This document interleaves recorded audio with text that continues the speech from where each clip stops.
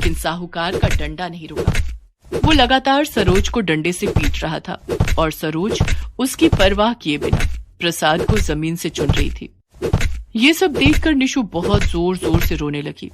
तभी अचानक वहां वही आदमी आ गया जिसने सरोज को मुफ्त में राशन दिया था।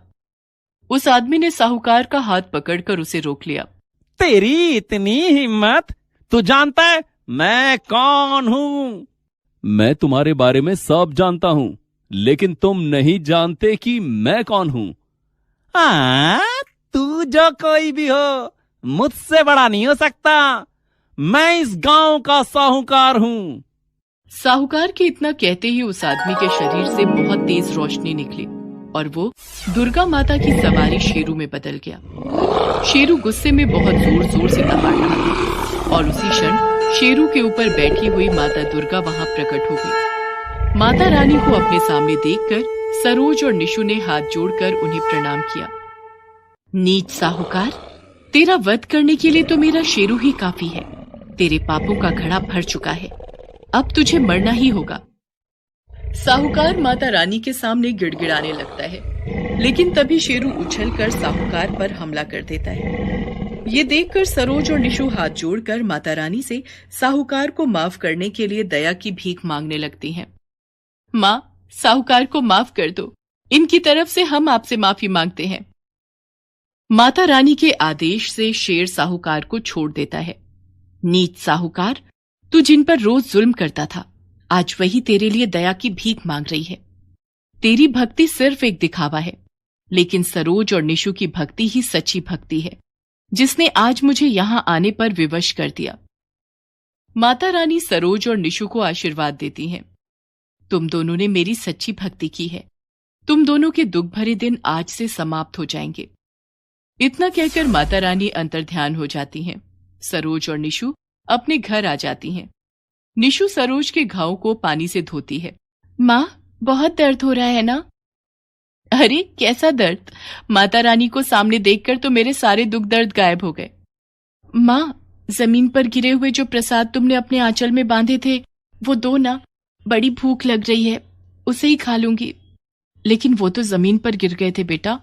कोई बात नहीं माँ, प्रसाद तो प्रसाद होता है। निशु को प्रसाद खिलाने के लिए सरोज जैसे ही अपने आंचल की गांठ खोलती है तो वहां प्रसाद की जगह सोने, हीरे, मोती और जवाहरात रखे हुए थे। ये देखकर दोनों माँ बेटी बहुत खुश हो जाती हैं। अरे वाह माँ, अब तो हम अमीर हो गए। माता रानी ने हमारी सुन ली। ये सब माता रानी की कृपा से ही हुआ है। सरोज और निशु को अब साहूकार के घर काम करने की जरूरत नहीं थी। माँ दुर्गा के आशीर्वाद से उनके गरीबी के दिन दूर हो गए थे। बोलो माता रानी की जय, माँ शेरा वाली की जय।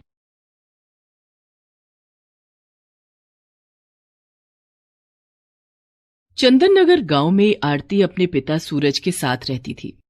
आरती एक बहुत ही गरीब घर की बेटी थी।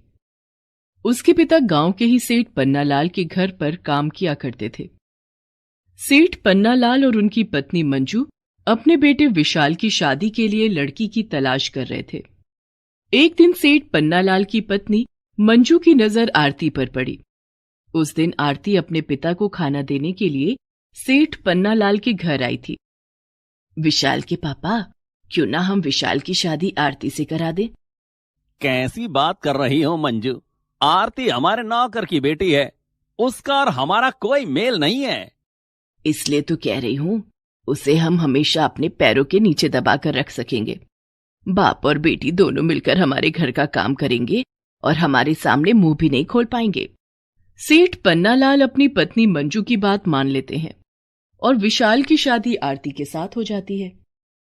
नौकर की बेटी होने के कारण उससे घर में कोई सीधे मुंह बात नहीं करता था। उसके साथ घर की बहू जैसा नहीं, बल्कि नौकरों जैसा ही व्यवहार होता था। विशाल भी आरती से कभी प्यार से बात नहीं करता था। आरती, आरती, कहाँ हो तुम? जी आई। मेरा कोट कहाँ रखा है?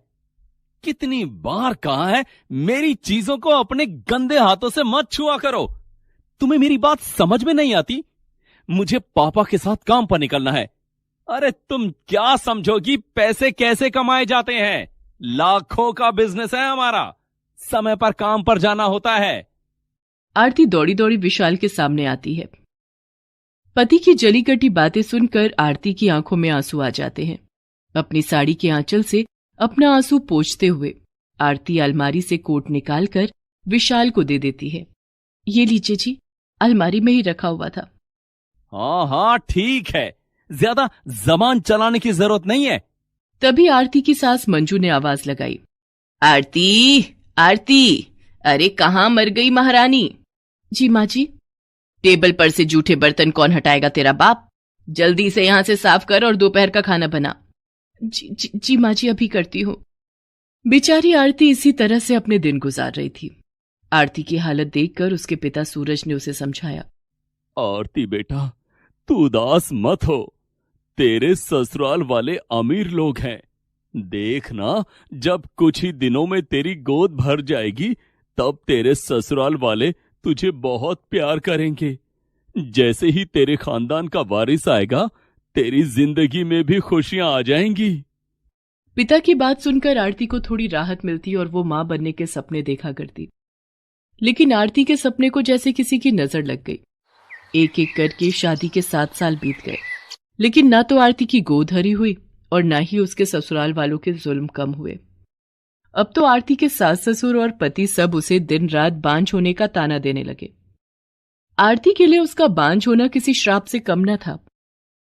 अरे ओ करमचली, तुझे अपने घर की बहू बनाकर हमने बहुत बड़ी गलती कर दी। ना तो घर संभाल सकती है और ना हमारे खानदान को एक चिराग दे पाई। अब तो गांव के लोगों ने भी हमारे घर आना जाना छोड़ दिया है। माँ जी, इसमें मेरी क्या गलती है? तेरी ही गलती है। तू बांझ है, बांझ। हमारे घर का कलंक है तू। अरे भाग्यवान, इसे कोसने से क्या फायदा है? ये तो किसी काम की नहीं है। हम इस तरह अपने बेटे की जिंदगी बर्बाद होते नहीं देख सकते। क्यों ना हम विशाल की दूसरी शादी कर दें? तभी विशाल वहां आ जाता है और अपने माता पिता से कहता है, उसकी जरूरत नहीं है पिताजी। क्यों जरूरत नहीं है बेटे? क्या तुझे इस घर में औलाद की कमी नहीं खलती? पिताजी, वो मैं अपनी दोस्त रीना से बहुत प्यार करता हूं। हम लोग काम के सिलसिले में शहर में एक दूसरे से मिले थे और अब वो मेरे बच्चे की मां बनने वाली है। आप लोग कहें तो मैं रीना को गांव ले आऊं? अरे वाह, हमारा पोता आने वाला है। हाँ हाँ बेटा, तू जाकर उसे यहाँ ले आ। हम धूमधाम से तेरी शादी रीना से करवा देंगे। ये सब सुनते ही आरती के पैरों तले जमीन खिसक जाती है। उसकी तो जैसे दुनिया ही लुट गई। ऐसे समय में उसे दुर्गा माँ के अलावा और कोई सहारा न था। वो रोती हुई माता रानी के मंदिर में गई। हे माता रानी, मैंने ऐसा कौन सा पाप किया था जिसकी मुझे इतनी बड़ी सजा मिल रही है? माँ, आपने मुझे बांझ क्यों बनाया? मुझे संतान का सुख क्यों नहीं दिया? आज मेरी कोई औलाद होती तो मेरा पति दूसरी शादी करने के बारे में भी नहीं सोचता। माँ, मुझे इस संकट से उबारो। माँ। आरती का रोना सुनकर मंदिर में पूजा करने आई एक वृद्ध महिला ने आरती से कहा, बेटी, मैंने तेरी सारी बातें सुन ली हैं।